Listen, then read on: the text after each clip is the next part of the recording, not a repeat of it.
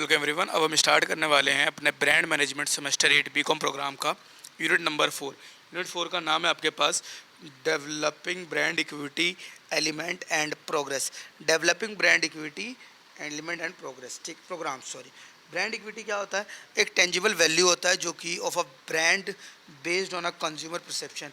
मतलब कि ब्रांड की वैल्यू होती है based on consumer perception. Consumer किस प्रकार से उस ब्रांड को देखता है या फिर कंज्यूमर के लिए उसकी क्या वैल्यू है, वो सारी चीज़ें। Trust and association.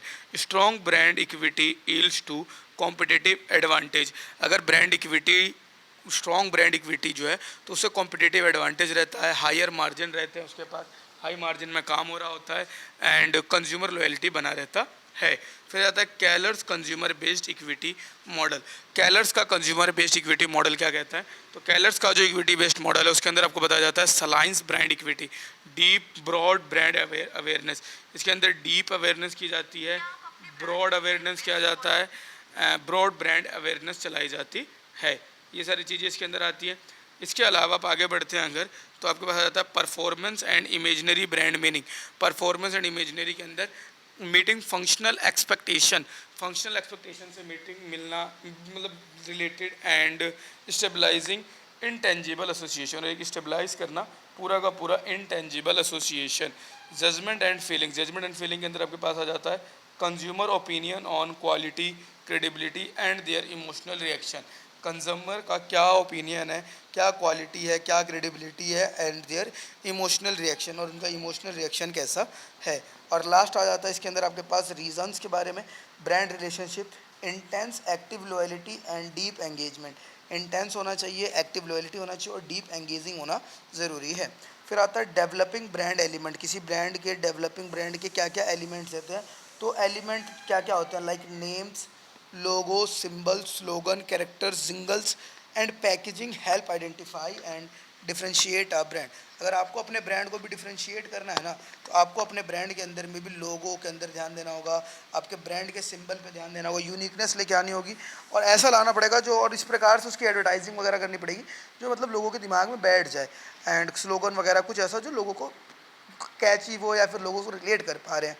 Selection criteria की अगर आप बात करें, एलिमेंट शुड बी मेमोरेबल, याद रहने वाली चीज़ होनी चाहिए, मीनिंगफुल होना चाहिए, लाइकेबल होना चाहिए, लोगों को पसंद आना चाहिए, ट्रांसफरेबल होना चाहिए, मतलब कि हर प्रोडक्ट हर बॉर्डर पे आप उसको यूज़ कर पा रहे हैं। अडेप्टेबल होना चाहिए, ये नहीं कि सिर्फ ट्रेंड वाली चीज़ हमने लगा करके छोड़ दी। एंड प्रोटेक्टेबल लीगली, और लीगली प्रोटेक्टेबल होना चाहिए, मतलब ये नहीं किसी और के उस पर लीगल राइट्स हो और आप उसको अपने ब्रांड का नाम बनाने में लगे हुए हैं तो वो भी बेकार ही हो जाएगा। अगर किसी और के नाम पर ही है फिर क्या फ़ायदा आपको उसके अंदर अपनी वर्क वगैरह करने का।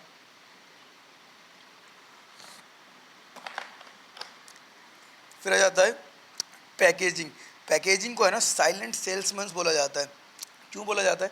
कि जो आपकी पैकिंग कैसी है वो आपकी आइडेंटिटी बन जाएगी। लाइक अगर आपने थैला ही दिया है विजय सेल्स का या फिर कैंपस के जूतों के साथ कैंपस का थैला, तो उससे एक आइडेंटिटी बन रही है ना। पैकिंग बहुत बड़ा इंपॉर्टेंट रोल करता है। सर्च टू अट्रैक्ट अटेंशन, एक अटेंशन ग्रैब हो जाता है।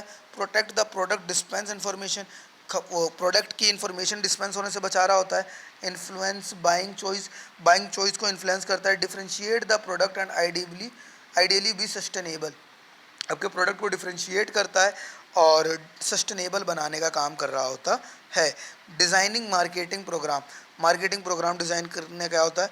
इसके अंदर आपके पास 3 स्टेप आते हैं: product strategy, pricing strategy and channel strategy. Product strategy की अगर आप बात करते हैं तो इसके अंदर आप फोकस करते हैं क्वालिटी के ऊपर, इनोवेशन के ऊपर, डिज़ाइन के ऊपर एंड सस्टेनेबिलिटी के ऊपर।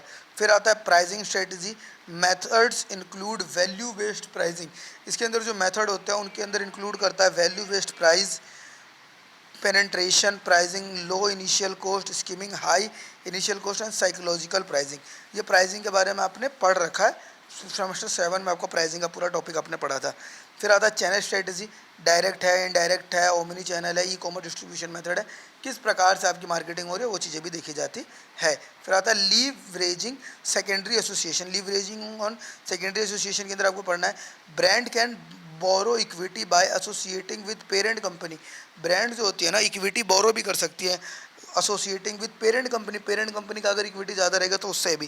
कंट्रीज़ ऑफ ओरिजिन, कहाँ पे ओरिजिन है इसका, लाइक स्विस में अगर स्विस का चॉकलेट है तो स्विस की ब्रांडिंग, स्विस का पूरा एक इक्विटी बन जाता है ना। अगर इंडिया के अंदर आकर के आप अनाउंस ही कर रहे हैं कि स्विस मेड चॉकलेट है, स्विट्जरलैंड से लेकर के आए हम चॉकलेट, तो एक बढ़िया सेकेंडरी एसोसिएशन बन जाएगा।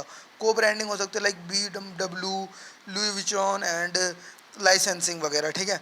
Life stages age of a brand, life stages क्या होते हैं किसी ब्रांड के, तो इंट्रोडक्शन, किस प्रकार का अवेयरनेस फैलाया है, ग्रोथ कैसी करी है उन्होंने, sales, building preference, maturity and decline, ये सारी चीज़ें स्टेप बाय स्टेप आपको पता होना चाहिए।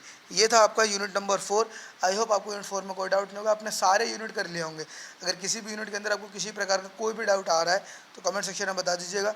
धन्यवाद। वीडियो अच्छी लगी तो लाइक कमेंट शेयर करना ना भूलिए, और चारों यूनिट के बेस इंपॉर्टेंट क्वेश्चन की वीडियो जल्द आ जाएगी। आप बस एक बार कमेंट कर दीजिएगा कि भैया on the basis of all 4 unit brand management का पूरा इंपॉर्टेंट क्वेश्चन, या फिर सिर्फ इंपॉर्टेंट क्वेश्चन लिख दीजिए। मैं आपको वीडियो प्रोवाइड करने की गारंटी देता हूँ, टाइम से पहले, एग्जाम से पहले आपको बेस्ट वीडियो और बेस्ट क्वेश्चन आंसर की वीडियो दे दूंगा, जो कि आपके पेपर में आने वाले हैं, फिर आने के ज़्यादा चांसेस रखते हैं। धन्यवाद। वीडियो अच्छी लगी हो तो लाइक कमेंट शेयर कीजिए, अपने दोस्तों के साथ शेयर कीजिए, ठीक है। मिलते हैं अगली वीडियो।